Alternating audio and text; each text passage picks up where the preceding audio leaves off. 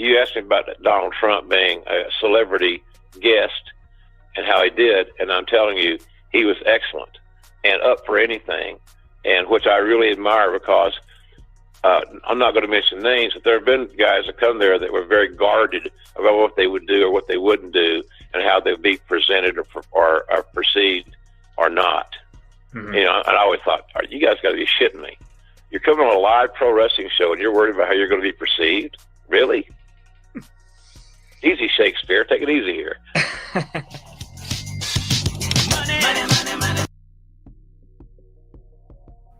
All right, that's Jim Ross talking about good old JR. He talks about Donald Trump, and he had good things to say about him. He said that Donald Trump did his job, was able to do the work. He wasn't acting too funny like some other celebrity names, pretty much. And he said he was willing to take anything, whether it was Stone Cold Stunner from Stone Cold Steve Austin, like he did at WrestleMania 23, despite his age and condition at that time. So with that being said, I got to give credit to Donald Trump on that one. And there's only one word answer for that, and that is yes! Yes! Yes! Yes!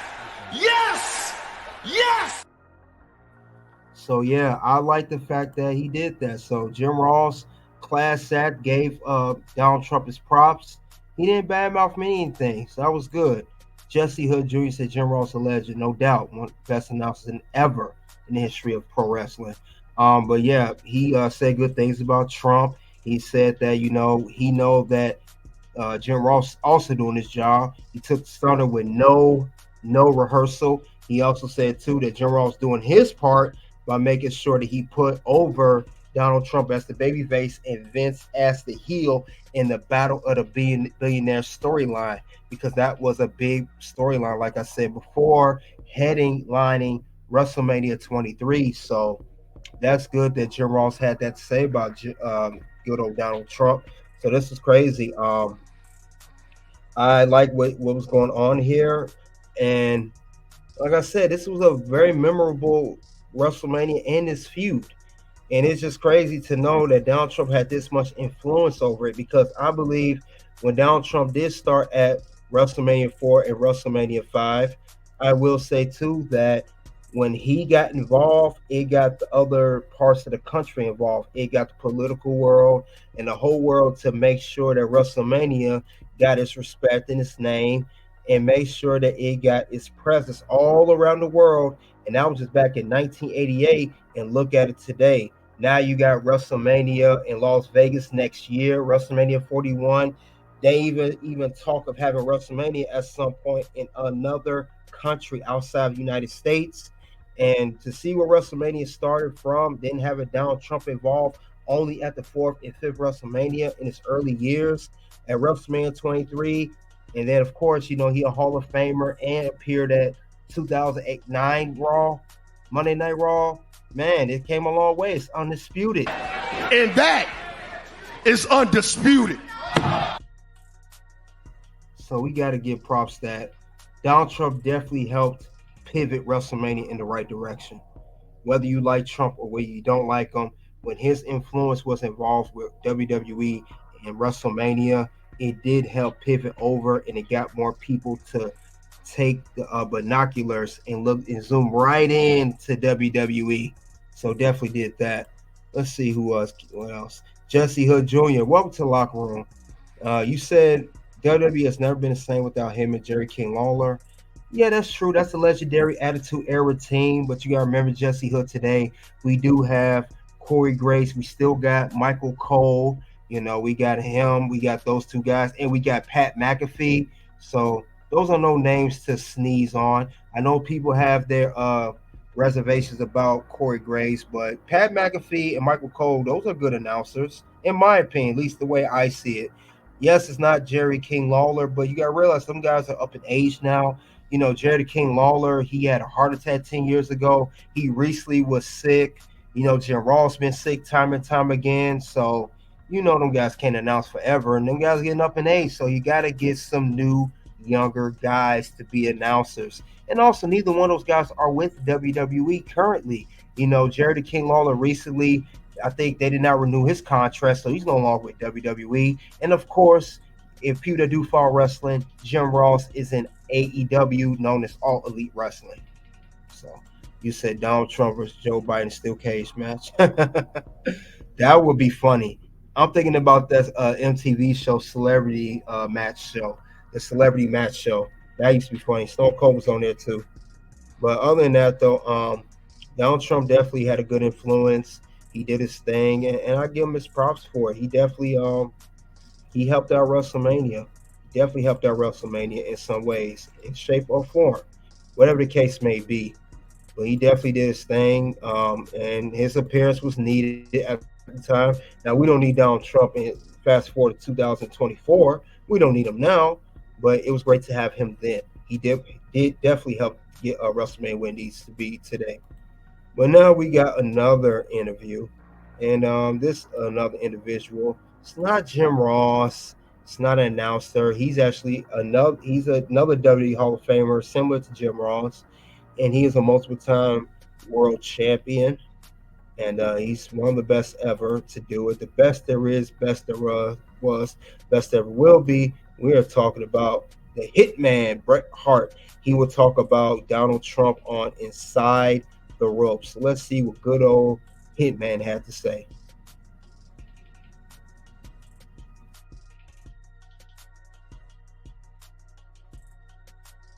On 4, you're in the Battle Royal, and there's the Bad News Brown thing, then WrestleMania 5. So WrestleMania's 4 and 5. On 4, you're in the Battle Royal, and there's the Bad News Brown thing, and then WrestleMania 5, you're in a tag team match against Rhythm and Blues. And WrestleMania's 4 and 5 took place at Trump Plaza. And 30 years later, Donald Trump is the president of the United States of America. So we ask you, what are your memories of the Donald Trump WrestleManias? And did you have any interactions with them? Do you have any memories of those 2 years? Because it's pretty bonkers when you think about it now. Well, actually, I remember quite a bit about it. I remember Donald Trump was actually a really big fan of wrestling, and there's one part in that match where that Battle Royal, where Bad News takes me in. I think it's Bad News, but somebody throws me in the turnbuckle frontwards, and I hit the turnbuckle. And when you watch it, you can see Donald Trump just about falls off his chair. And I know that it kind of impressed him. I think Donald Trump was enough of a fan that when I took a good front turnbuckle, it stood out in his mind, because I remember meeting him in the back at the end of the show, and he treated me really well. And he came up and suggested we get a picture together, and we got a picture with him. We got a picture of me and Jim the Anvil, and I think my son is in the picture, maybe my dad. And it was just a nice picture. And I remember the next year when I saw Donald Trump again, I didn't think he'd pay any attention to me very much. But I remember he came up and he asked me, he goes, "How'd that picture turn out last year?" And he goes, "Let's get another one." We took another picture. So, I mean, my experience of Donald Trump back then, that he was always a bit of a fan, and I think he had a lot of respect for the wrestlers. And how were those Trump Plaza WrestleManias? Because that was the first time they'd ever done it back to back. They were okay.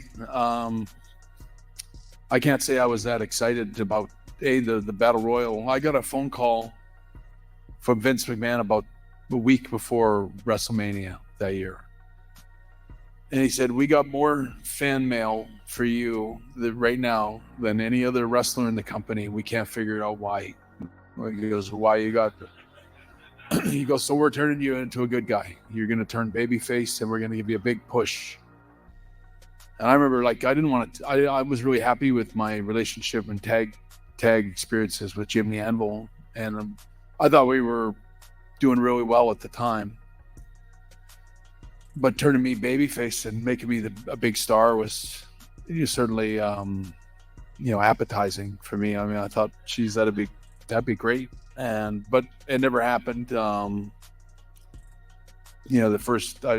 learned something in that whole experience, was that they tell you you're going to give you a big push. A big push is not when you lose to the first guy you wrestle against. I remember I wrestled Bad News, and beat me everywhere I went, every town, and just, basically annihilated me. And and then he was basically, my job was to. All right, we don't get to Bret complaining all day. I like you, Bret Hart, but you can't be when all that whining. But anyway, Bret Hart spoke on Donald Trump. He talked about how he had a good influence. He said he was had respect for wrestlers. He talked about how he watched Bret Hart wrestle. He was happy to see that as a fan, and he even took photos of Bret Hart and Donald Trump more than once. So it seemed like everyone had some good to say about Donald Trump. So we heard two people talk good about Mr. Donald Trump at this point, but that's solid though. Donald Trump was someone, like I said, Bret Hart was there during the early years of the Trump Plaza, and he also saw how early on that Donald Trump had respect for the wrestlers, and that's amazing. Like I said, Donald Trump has always had some type of influence over the wrestling industry, and we hear it here. We hear from Jim Ross, a WWE Hall of Fame announcer, and then we hear from a wrestler Hall of Famer known Bret Hart. And we do know we like Bret, but we know Bret be complaining a lot. He be mostly complaining, saying good and bad. So I know some people are feeling like, can't believe Bret Hart said that though, but he did. Tell me you did not just say that. So that's good that Bret Hart has some positive to say about Donald Trump, and it's good to see that he definitely helped out WWE, and it's not forgotten either. That's the thing about it. Definitely not forgotten. It's something that you don't want to forget about. So that's solid to hear. It's definitely solid to hear. So that's good. That's good to hear that. And I know that other people have something to say, but we can't have everybody up right now at this particular moment. There's only certain people we do see that speak about this publicly about Donald Trump, who's at all these WrestleManias. So, like I said, very, very good. And as you see, he recently took a photo with the current United States champion, Logan Paul. So he still has an influence, even though the whole Vince McMahon situation not involved with WWE. He still has influence over wrestlers, whoever you want to call it. He still got that influence. He's here taking a picture with the United States Championship with United States champion. So that proves right there it's definitely an influence he has in the wrestling industry, and he always has been. So that's the crazy part about it. So that's good though. That's good to hear and good to see. Definitely good to see at all. So that's the interesting part about that. Now we're gonna have another interview, and if you guys remember, Sean Mooney, who's at the early WrestleMania, he was there with Donald Trump in the early years, similar to Bret Hart was. He's going to talk about Donald Trump. Let's see what Sean Mooney has to say. Get the likes up, guys. Get the likes up.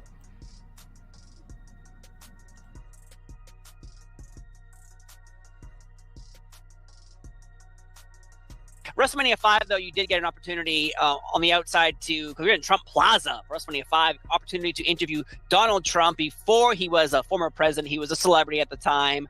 What is that experience like? Did you have to meet him beforehand? Was this just like you walking up and blindly going, hey, what's going on? The latter. That's what that, because wasn't any backstage. He just said he's going to meet you over here and you interview him.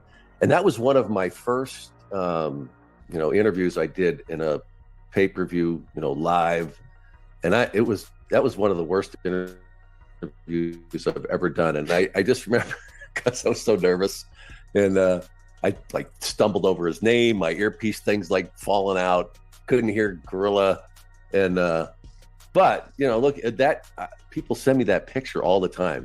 Want me to sign that picture now. I mean, so you can try to kind of figure that out why they would. But it reminds me of that. And that was something I look back and say, yeah. So you got better. Right, you gotta start somewhere, right? Yeah.